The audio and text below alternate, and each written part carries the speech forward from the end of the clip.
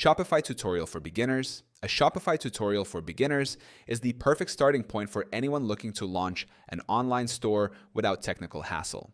Shopify's user-friendly interface allows new users to set up a store, add products, and start selling within minutes. From choosing a theme to configuring payment options, the platform guides you step by step, making it simple even for first-time entrepreneurs.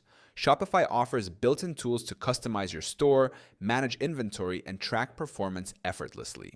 Beginners can explore features like drag and drop design editing, secure checkout integration, and automated order tracking. Each tool is designed to streamline the setup process so you can focus more on selling and less on coding or maintenance.